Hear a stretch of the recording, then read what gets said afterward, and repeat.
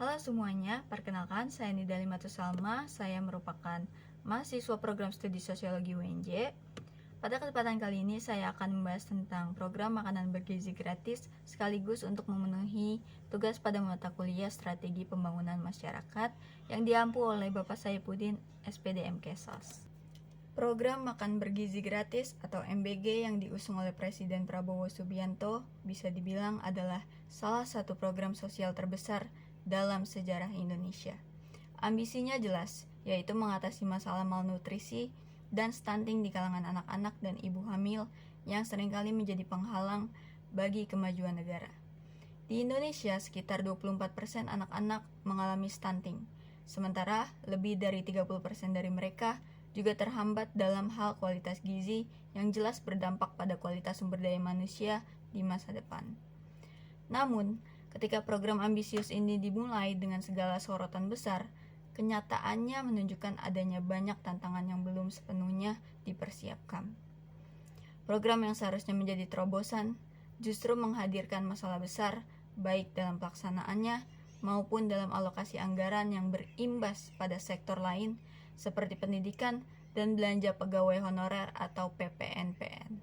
Salah satu proyek strategis kita intinya adalah memberi makan bergizi untuk seluruh anak-anak Indonesia, termasuk yang masih dalam kandungan ibunya dan selama sekolah sampai dari usia dini sampai dewasa. Pada saat Prabowo Subianto dan partainya mengusung program ini, janji besar dihadirkan untuk memperbaiki kualitas hidup anak-anak Indonesia yang selama ini mengalami kekurangan gizi. Di atas kertas, program MBG terdengar seperti solusi yang sangat tepat. Pemerintah menyatakan bahwa salah satu faktor terbesar yang menghambat masa depan bangsa adalah masalah gizi buruk, yang secara langsung berhubungan dengan stunting. Program ini dicanangkan untuk memberikan makanan bergizi setiap harinya secara gratis kepada anak-anak sekolah, ibu hamil, serta ibu menyusui di seluruh Indonesia. Dalam 5 tahun pertama, anggaran yang disiapkan mencapai 450 triliun rupiah dengan biaya sebesar 100 triliun rupiah untuk tahun pertama saja. Ambisi besar yang didorong oleh niat baik untuk membangun Indonesia yang lebih sehat. Namun, satu pertanyaan besar muncul. Apakah pelaksanaan yang terburu-buru akan sejalan dengan tujuan yang mulia ini? 40 siswa sekolah dasar negeri di Sukoharjo mengalami keracunan makanan usai menyantap menu makanan bergizi gratis. Pihak Puskesmas Sukoharjo Kota langsung memeriksa dan melakukan pengobatan sehingga dari puluhan siswa tersebut tidak sampai ada yang dirujuk maupun dirawat di rumah sakit. Keracunan makanan bergizi gratis ini terjadi di SD Negeri Dukuh 03, Desa Dukuh, Kecamatan Sukoharjo, Kabupaten Sukoharjo, Jawa Tengah pada Kamis kemarin. Program yang begitu besar tentunya memerlukan sistem yang matang, mulai dari penyediaan bahan makanan hingga distribusi yang terstandarisasi. Tapi, kenyataannya, masalah besar terjadi di lapangan. Pada tanggal 16 Januari 2025, sekitar 40 siswa SD di Kabupaten Sukoharjo, Jawa Tengah mengalami keracunan massal setelah mengkonsumsi paket makanan yang disediakan melalui program MBG. Makanan tersebut terdiri dari nasi, ayam, dan tumis sayuran. Gejala keracunan mulai muncul dalam beberapa jam setelah makanan tersebut dimakan, dan anak-anak tersebut harus segera dilarikan ke rumah sakit untuk mendapatkan perawatan. Bukan hanya di Sukoharjo, di daerah Nunukan Kalimantan Utara juga terjadi kejadian serupa. Kejadian-kejadian ini membuka mata kita terhadap kelemahan dalam kontrol mutu dan pengawasan dalam pelaksanaan program MBG. Ketika kasus keracunan makanan terjadi, bukan hanya soal rasa sakit yang dialami oleh anak-anak tersebut, tetapi juga terkait dengan kepercayaan masyarakat terhadap program pemerintah yang besar ini. Hasil investigasi dari Dinas Kesehatan menunjukkan bahwa makanan yang disediakan oleh program MBG tidak memenuhi standar keamanan pangan yang ada.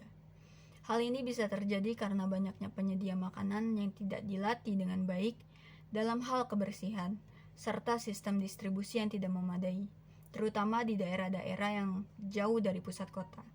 Kasus ini jelas menimbulkan kerugian besar bagi program yang seharusnya menjadi solusi, alih-alih memperbaiki gizi anak-anak Keracunan massal justru mengancam kesehatan mereka. Bahkan, jika program ini dilaksanakan di seluruh Indonesia dengan jumlah anak yang sangat banyak, kita bisa membayangkan apa yang akan terjadi jika sistemnya masih penuh celah. Bahkan, Center for Indonesia Strategic Development Initiatives atau CISDI menyebut bahwa dari 29 makanan bergizi gratis atau MBG, hanya 5 yang memenuhi standar gizi adalah temuan yang sangat krusial dan memperkuat kritik terhadap kualitas implementasi program ini. Data ini menggambarkan bahwa persoalan dalam MBG bukan hanya soal logistik atau insiden keracunan, tetapi juga substansi dari apa yang diklaim sebagai bergizi. Temuan tersebut menunjukkan bahwa sebagian besar menu yang disajikan kepada anak-anak tidak memenuhi standar gizi yang ideal bagi pertumbuhan mereka. Dalam konteks program yang menyebut dirinya bergizi, fakta ini menjadi kontradiktif dan mengganggu secara moral. Bahkan mungkin negara mengklaim memberi makan sehat kepada generasi penerus, namun dalam praktiknya justru menyajikan makanan yang secara kualitas jauh dari harapan. Jika hanya 5 dari 29 menu yang layak, berarti ada sekitar 83% menu yang beresiko menjadi tidak efektif atau bahkan kontraproduktif terhadap kesehatan anak. Makanan yang tidak seimbang atau kurang nutrisi bisa berdampak langsung terhadap energi, konsentrasi belajar, dan perkembangan tubuh. Lebih buruk lagi, makanan yang tidak memenuhi standar ini tetap dikonsumsi secara rutin sehingga efeknya bisa kumulatif dalam jangka panjang. Temuan CISDI ini juga menantang narasi resmi yang sering menekankan bahwa keberhasilan MBG dalam mengatasi stunting atau mendukung tumbuh kembang anak tanpa intervensi berbasis bukti dan pengawasan gizi yang kuat. Program ini justru menjadi gimmick politik yang mahal dan tidak berdampak nyata. Namun, persoalan yang lebih menyakitkan justru datang dan bersembunyi di balik kata efisiensi. Pemerintah menyebut bahwa program makan siang gratis akan dijalankan dengan efisiensi anggaran, sebuah istilah yang terdengar teknis namun dampaknya sangat nyata. Salah satu wujud efisiensi itu adalah pemangkasan dana dari sektor lain, termasuk pendidikan dan belanja pegawai honorer atau PPNPN. Bayangkan, di satu sisi anak-anak menerima makanan gratis di sekolah, tapi di sisi lain kualitas pengajaran menurun karena guru honorer diberhentikan. Fasilitas rusak tak kunjung diperbaiki, dan kegiatan ekstrakurikuler yang dikorbankan karena tak lagi ada dana operasional. Bagaimana mungkin pendidikan bisa maju jika anggarannya dikurangi, justru demi program yang seharusnya menunjang pendidikan itu sendiri. Untuk mempercepat pelaksanaan program ini, pemerintah memutuskan untuk memotong anggaran pendidikan yang sudah sejak lama mengalami banyak kekurangan. Padahal, kualitas pendidikan Indonesia tidak dapat dipandang sebelah mata. Program-program pendidikan di daerah terpencil masih jauh dari kata ideal dengan kurangnya fasilitas dasar serta kekurangan guru yang terlatih. Jika sektor pendidikan harus dikorbankan, generasi mendatang akan menghadapi tantangan besar. Lebih menyedihkan lagi, banyak tenaga honorer dan PPNPN yang digaji dari dana pendidikan kini dirumahkan sebagai bagian dari efisiensi program ini. Artinya, pemerintah membuat pilihan sulit, memberi makan anak-anak dengan satu tangan sambil mengambil pekerjaan dari orang tua mereka dengan tangan lain. Tenaga honorer adalah mereka para petugas kebersihan, satpam sekolah, staf tata usaha, hingga operator yang selama ini menjadi tulang punggung operasional lembaga pendidikan, namun tak memiliki status kepegawaian tetap. Efisiensi yang dilakukan pemerintah menyebabkan banyak dari mereka harus dirumahkan atau tidak diperpanjang kontraknya. Ini bukan sekedar isu teknis birokrasi, tapi juga menyangkut hajat hidup ribuan keluarga. PPNPN umumnya menerima gaji di bawah UMR dan tidak mendapatkan tunjangan atau jaminan sosial yang memadai. Maka ketika kontrak mereka tidak diperpanjang atas nama efisiensi, mereka kehilangan satu-satunya sumber penghasilan yang mungkin mereka punya, tanpa ada jaring pengaman sosial yang memadai. Di sini kita melihat potret ganda dari suatu kebijakan. Seorang anak bisa saja kenyang karena negara, tapi sang ayah justru lapar karena negara yang sama mencoret gajinya dari anggaran. Banyak dari pegawai honorer ini telah mengabdi bertahun-tahun menjadi tenaga kebersihan sekolah, petugas administrasi, penjaga laboratorium, atau staf teknis di kantor pemerintahan. Mereka bukan birokrat elit, mereka orang-orang kecil yang menjaga sistem tetap berjalan. tapi justru mereka yang pertama kali dikorbankan ketika pemerintah menyesuaikan anggaran untuk program besar. Kritik terhadap program MBG datang dari berbagai pihak, baik akademisi, aktivis, maupun masyarakat umum. Banyak yang merasa bahwa pelaksanaan program yang terlalu cepat tanpa persiapan matang bisa menjadi bumerang bagi pemerintah. Sebagian besar kritik tersebut menyoroti kurangnya transparansi dalam pelaksanaan, pengawasan yang lemah, dan ketidaksiapan infrastruktur. Sebagai contoh, proses seleksi vendor makanan yang diserahkan kepada perusahaan-perusahaan lokal tanpa adanya standar yang ketat menjadi salah satu celah terbesar.